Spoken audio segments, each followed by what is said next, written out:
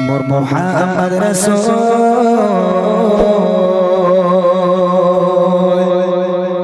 फूलेर शेरा फूल मोर मोहम्मद रसूल फूलेर शेरा फूल मोर मोहम्मद रसूल चाहे होए ना कोनो तुलना चाहे ना मेरे गुने आधार भुवने चाहे ना मेरे गुने आधार भुवने इला नूरे खजाना इला नूरे खजाना फूलेर शेरा फूल मोर मोहम्मद रसूल फूलेर शेरा फूल मोर मोहम्मद रसूल चाहे होए ना कोनो तुलना चाहे ना मेरे गुने आधार भुवने चाहे ना मेरे गुने आधार भुवने इला नूरे खजाना इला नूरे खजाना फूलेर शेरा की दिए जे गड़ल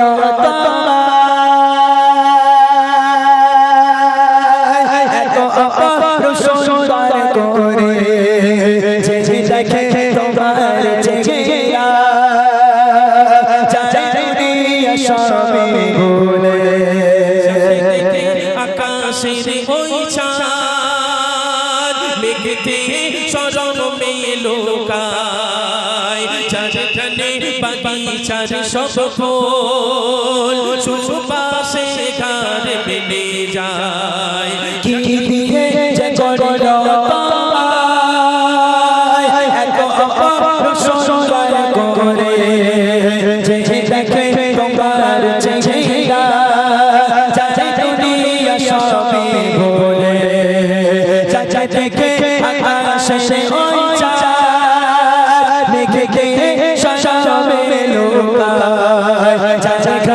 বাগিচার সব ফুল সুবাসে ঘর বেনে যায় শুনো না লো দয়া রাসূল শুনো না লো দয়া রাসূল যারা প্রেমে পাগল সামানা যারা নামের গুণে আধার ভুবনে যারা নামের গুণে আধার ভুবনে ইলা নূরে খজানা ইলা নূরে খজানা ফূলের शेरा फूल मोहम्मद रसूल फूलेर शेरा फूल मोहम्मद रसूल चाहे होए ना कोनो तुलना चाहे ना मेरे गुने आधार भुवने चाहे ना मेरे गुने आधार भुवने इला नूरे खजाना इला नूरे खजाना फूलेर शेरा फूल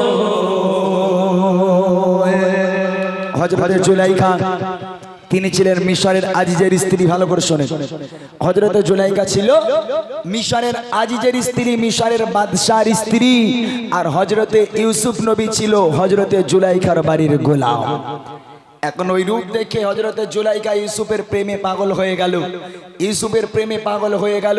চতুর্দিকে জুলাইখার নামে অপবাদ ছড়াতে লাগলো যে একজন মিশরের বাদশার স্ত্রী হয়ে, একজন মিশরের আজিজের স্ত্রী হয়ে একটা গোলামের প্রেমে পাগল। ছি ছি ছি ছি, চারিদিকে অপবাদ।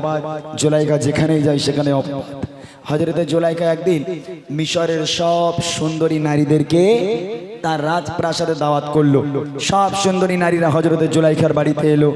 সবাই কাতারে কাতারে লাইন দিয়ে বসে আছে।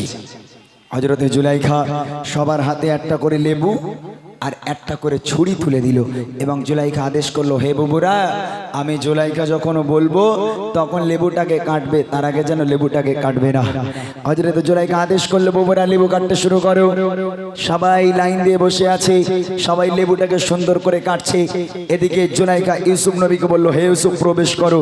হযরত ইউসুফ নবী একটা খাঞ্চা, একটা থালা নিয়ে, ফলের থালা নিয়ে মাথাটাকে নিচু করে একবার লাইন দিয়ে গেল আর একবার এলো। এইটুখানি সময়ের মধ্যে মিশরের সুন্দরী মেয়েরা দেখছে যে তাদের লেবুগুলো সব নিচে পড়ে তাদের আঙ্গুলগুলো টুকরো টুকরো করে কেটে আছে। কি রূপ আল্লাহ পাক তাকে দিয়েছিল, মিশরের মেয়েদের কোনো হুঁশ নেই। ইউসুফ নবীকে একবার দেখে, এক ঝলক দেখে মিশরের মেয়েরা আঙ্গুলগুলো কেটে টুকরো টুকরো করে দিল। কবি লিখছে দেখেন, রবের রাজা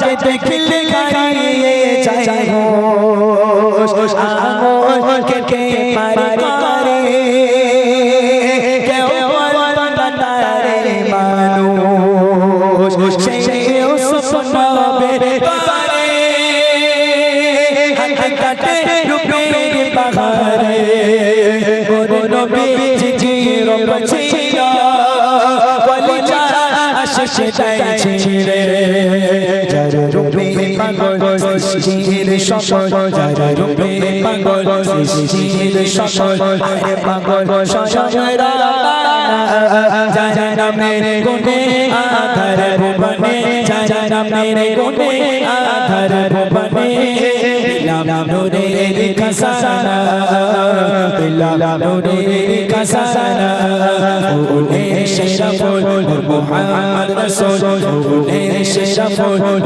মুহাম্মদ রাসূল যারা হয় না কোনো তোলনা যারা নামের গুণে আধার ভুবনে যারা নামের গুণে আধার ভুবনে দিলাম নূরের খাজানা দিলাম নূরের খাজানা ওলে শেরাফুল। কেউ দেখছে কারো 4টে আঙ্গুল, কেউ দেখছে কারোর 5টা আঙ্গুলই কেটে গেছে, কেউ দেখছে কারোর 2টো আঙ্গুল বেঁচে আছে। তাহলে একটা বার চিন্তা করেন, প্রশ্ন আপনাদের কাছে যে ইউসুফ নবী রূপ দেখে মিশরের মেয়েরা আঙ্গুল কেটে পার করে দিল, কারোর কোনো হুঁশ নেই। সেই ইউসুফ নবী বারহাক সুন্দর, তাকে আল্লাহ পাক এত সুন্দর রূপ দিয়েছিল। তাহলে আপনাদের কি মনে হয় আমার নবী কি সুন্দর নয়? ইউসুফ নবী সুন্দর নাকি আমাদের নবী? জোরে বলেন।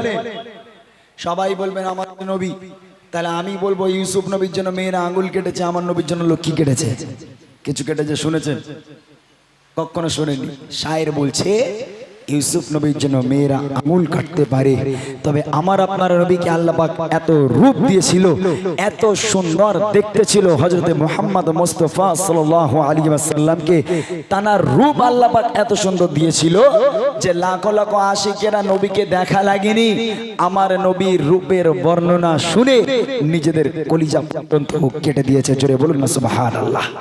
আমার নবীকে দেখা লাগেনি। একটা ছোট্ট হাদিস বলি, আম্মাজান আয়েশা সিদ্দিকা রাদিয়াল্লাহু তাআলা আনহা একদিন রাসূলের জামা মোবারকখানা সেলাই করছিলেন। হঠাৎ করে মোমবাতির আলো জ্বলছিল, হঠাৎ করে একটা হাওয়া এসে মোমবাতির আলোটা নিভে গেল। আম্মাজানের হাতে থেকে সুইটা নিচে পড়ে গেল।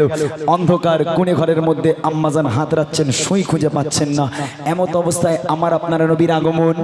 আমার নবী যেই কোণে ঘরের চৌকাটে পা রেখেছে, আম্মাজান দেখতে আমার নবীর মুখের আলোকে, আমার নবীর রূপের ঝলকে অন্ধকার কুঁড়ে ঘরটা পূর্ণিমার চাঁদের মতো আলোয় আলোকিত হয়ে গেল। জোরে বলুন না সুবহানাল্লাহ।